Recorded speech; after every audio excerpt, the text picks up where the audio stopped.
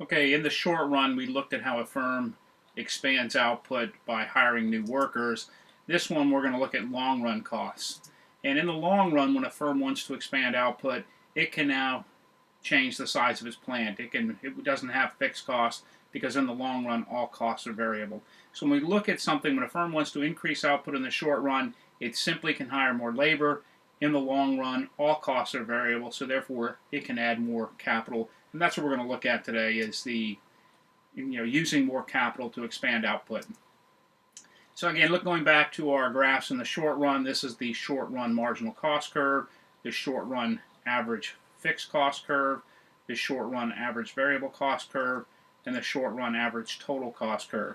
And again, as we're expanding output, we're simply hiring additional workers. We're not doing anything with the capital, and that's why we have the cost curves that are associated here. And we looked at how this applies to total product, and we see that the maximum of marginal product of labor coincides with the minimum of marginal cost, and the maximum of the average product of labor coincides with the minimum of average variable cost. In the long run, however, we're going to add more capital. So in the long run, the firm chooses a quantity of capital and labor that maximizes its long run profit. How much of each depends on the marginal product of labor, and this equation is what we're going to be using, so you might want to write this down. The marginal product of capital divided by the rental rate on capital is equal to the marginal product of labor divided by the wage rate. The wage rate should be pretty self-explanatory, but we will look at all compensation. That would include benefits to the company, not just the hourly wage rate. The rental rate on capital, even if a machinery or a building is owned, we look at the imputed rent. The opportunity cost is going to be our rental rate. And so we'll look at, in the short run, a firm maximizes profit by hiring more workers, and as long as my revenue increases by more than what I have to pay the worker or it's equal to, I will continue hiring workers until it is equal, and then I will stop. But in the long run, a firm wants to maximize the use of capital and labor over its long run, or its profitability over the long run.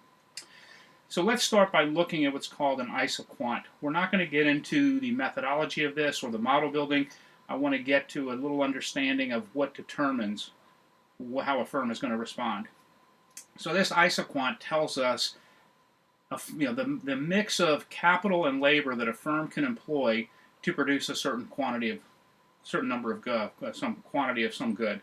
So in this case here, it's going to be 28 units of whatever the good is, and the firm can use 4 units of labor and 50 units of capital, or it can use 3 units of labor and 70 units of capital, 2 units of labor and 100 units of capital, or 1 unit of labor and 160 units of capital.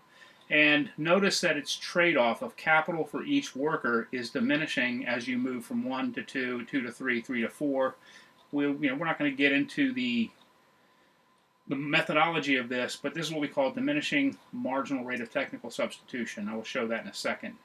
What I do want to look at is when we are up, say, 1 worker and 160 units of capital, that's a lot. It's a very high capital per worker ratio.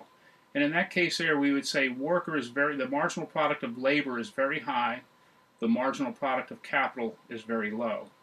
When we're at the other extreme, 4 workers and 50 units of capital, the marginal product of capital is very high, the marginal product of labor is very low. And you can think about this in terms of developing countries and developed countries. The U.S. is a developed country with a lot of capital per worker. We're at the upper left-hand part of that isoquant, the 160 capital, 1 worker. If you're in a developing country with very little capital per worker, you're at the bottom, 4 workers at 50, where the marginal product of labor is very low. We can break this off a little bit and see, to determine which mix of capital and labor is going to work. Well, it really depends on the wage rate relative to the rental rate on capital. And in this case here, the wage rate is relatively low. If we look at W divided by R, the wage rate divided by the rental rate of capital, this is relatively low compared to this blue line, which is low compared to the purple line, which is low compared to the green line. So what this tells me is with the green line, the wage rate is very, very high relative to the rental rate on capital. Moving to the first purple line, the wage rate has fallen relative to the rental rate on capital. The blue line has fallen even more, and then the dotted purple line, the flatter one, that tells me that the wage rate is much lower relative to the rental rate on capital. So the mix that a firm is going to use is going to be based on the marginal product of capital and labor and the wage rate and the rental rate on capital. And we can take a look at it right here. We'll take this little break off to the side. Here's the isoquant. And the firm gives up 30 units of capital for one worker. And what this tells me then is the marginal product of capital of labor divided by the marginal product of capital. That tells me that the marginal product of labor, really going to be on the midpoint between those two lines, is going to be 30 times greater than the marginal product of capital. Where the slope is tangent, where the slope of that blue line is tangent to the isoquant, it's not going to be quite 30. Let's say it's 25. What that tells me is the marginal product of labor is 25 times greater than the marginal product of capital, and that the wage rate is 25 times greater than the rental rate on capital. And that's what we're going to see is those two will be equal at that point of tangency. So anytime you see the green line is tangent at 160 and one worker, with the purple it's tangent at the 100 units of capital and two workers, the blue line is tangent at 70 units of capital and three workers, and the other purple line is tangent at 50 units of capital and four workers. At each one of those points, we're seeing that the wage rate divided by the rental rate on capital is equal to the ratio of the marginal product of labor divided by the marginal product of capital. So we're going to start off with 100 units of capital and two workers. And in the short run, if the firm wants to expand to say 33, the only means it has to do that is to hire additional workers. And that puts us at this point here. Holding capital fixed at 100 units, the firm expands output by hiring two more workers. And this is now its isocost curve. It's got to intersect at that point of 4 and 100, which notice that it's not at the least cost means of producing 33 units of whatever the good is. To produce the least cost, we'd have to be at this point tangency, and there would be 125 units of capital and three workers. So in the short run, you're not necessarily, when you expand, you're not going to expand to the least cost means of producing whatever this new quantity you're going to be using. You're going to need time to adjust. That happens in the long run when capital is variable. There are no fixed costs. All costs are variable. But at this point, at both these points here, the marginal product of capital divided by the rental rate on capital is equal to the marginal product of labor divided by the wage rate. So again, you need to write that down. Let's do a question here. Print shop is considering expanding output due to increased demand. They are looking to buy another machine or hire another worker. If they buy the machine, they expect to increase print jobs by 5 print jobs per day. If they hire another worker, production will increase to 2 print jobs per day. Suppose labor costs $120 per day, that's total compensation, and the daily cost to purchase a machine is $260 per day. Should the firm hire another worker or buy a new machine? Pause the video and try to figure that out. For labor, the marginal product of labor is 2 print jobs per day, and the daily wage rate was $120, or the daily rate was $120 per worker. So you're getting 0.0167 print jobs per dollar spent on labor. If you use capital, you're going to increase your print jobs by 5 print jobs per day at a cost of $260 per unit. So therefore, you're going to have 0.0192 print jobs per dollar spent if you hire capital. That, of course, is higher than labor, so the best use of your investment would be to hire another unit of capital, not necessarily a unit of labor. In the long run, we want to look at these costs. So these are the short-run costs that I showed in the first slides. And in the short run, if a firm wants to expand output, it's going to move along these average total cost curves, or it's going to move along its marginal cost curve. In the long run, it will be at the minimum, but it's going to move along that marginal cost curve. So in the short run, the small firm is going to be at average total cost 1. As it expands output, it increases production. Notice that the average total cost has fallen. It goes from ATC1 to ATC2. Expand output again, it falls even further to ATC3. We're going to see this is called economies of scale. As it expands output, the average total cost is decreasing in the long run.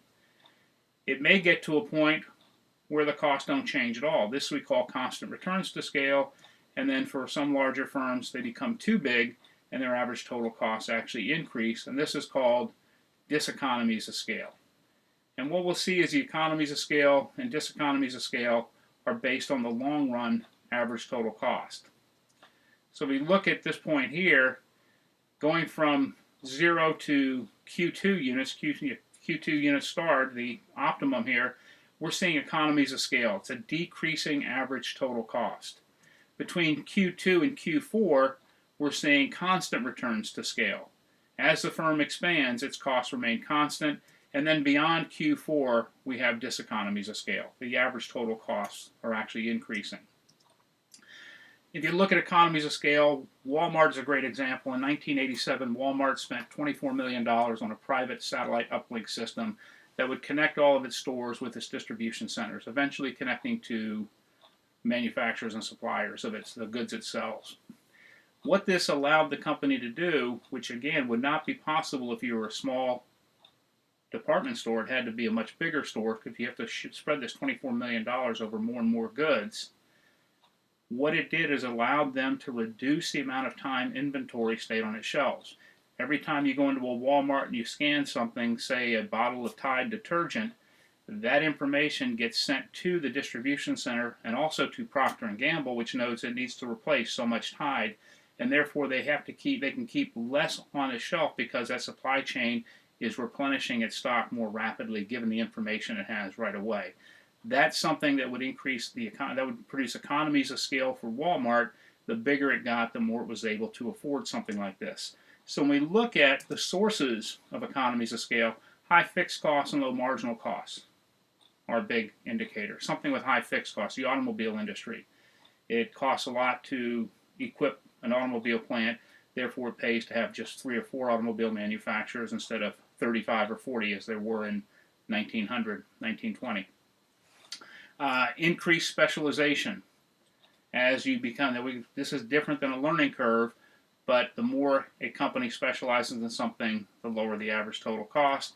Advertising and marketing, again, much like the fixed cost, advertising and marketing is a fixed cost. The bigger the firm, the more they can spread that advertising and marketing campaign across more goods, which increases sales and also reduces the average total cost. Diseconomies of scale arise due mostly to management inefficiencies and bureaucracy.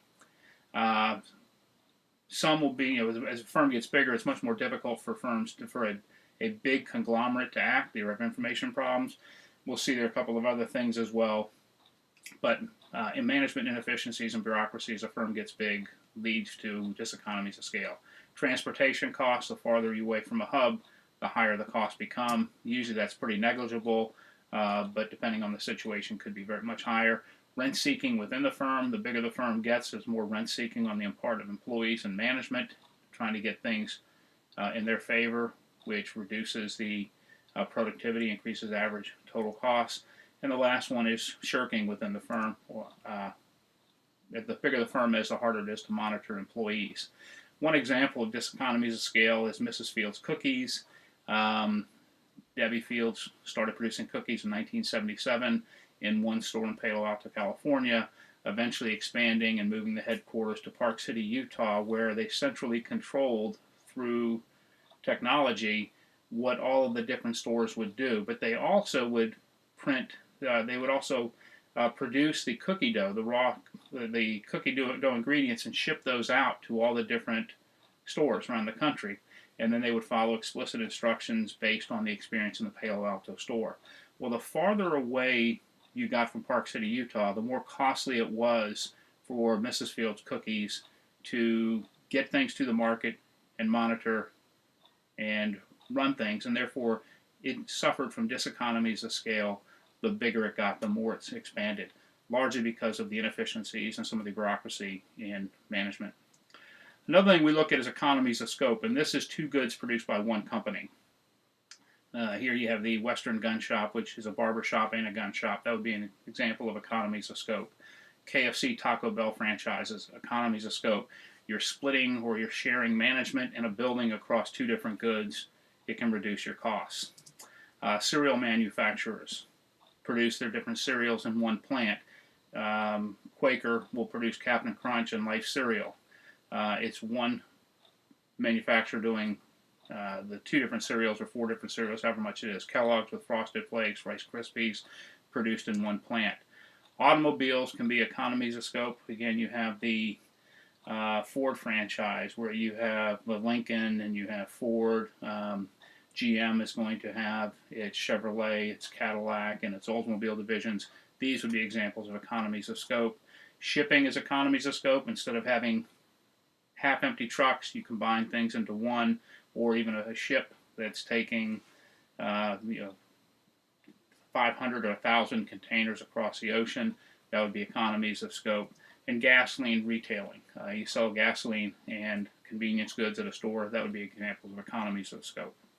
And these are ways of reducing costs. Now, one last thing, just to give an example using the isoquant to see how you can better understand something. Let's take a look at the U.S. military. We right now in this country have a all-volunteer army. And what I have to do in order to elicit the cooperation of people who want to be part of the army, I have to pay their reservation wage. That means I have to pay them their opportunity cost of something else they could do. If we were in a draft, the military wouldn't have to do that. They'd simply draft you. You might get a stipend, but it's much less. But the cost of hiring would fall because it's not voluntary anymore. It's compulsory. And so if we look at the United States, we have a very, very capital-intensive military. We have a lot of capital per infantry or per military personnel. And that puts us here at K1, L1 units of inputs. K1 for capital, L1 for labor. And at the upper right, the marginal product of labor is very, very high. And that's what it is. We have laser-guided missiles, drones, things like that, which make these military personnel very, very productive. On the other end, farther down that isoquant, you would have very, very labor-intensive military. That might be a smaller country, developing country, where they don't have much capital. Vietnam, during the Vietnam War, would be indicative of something like that, or an example of something like that. So here we are, because the cost of labor is very high. The military operates right here at K1 units of capital and L1 units of labor. And again, this isocost curve, the purple line, is the slope is the wage rate divided by the rental rate on capital. If you go to a mandatory draft or a compulsory military service, you shift that curve to something right here. The cost of hiring labor has fallen. The military responds just like anybody else to lower prices, and it moves to using more infantry and less capital. And it shifts us down to this point, L2 and K2. L2 units of labor, K2 units of capital.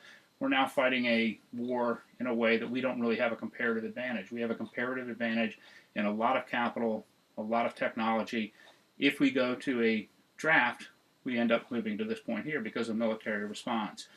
Now, the other thing is, too, the military-industrial complex does not just sit by. It, of course, wants the military to buy more capital, so they do, which gives them the ability to fight a second war. We now go from L2 to K2 units. And this is something we'd see a lot more rent-seeking on the part of the military-industrial complex and capital if you were to see a decrease. This is one reason why some economists disagree with a compulsory draft, other than the liberty argument. This would show why we'd get inefficiencies out of a mandatory draft compulsory military service as opposed to what we currently have now, which is a all-volunteer army. That's it for this one. We will work on the expanded cost later.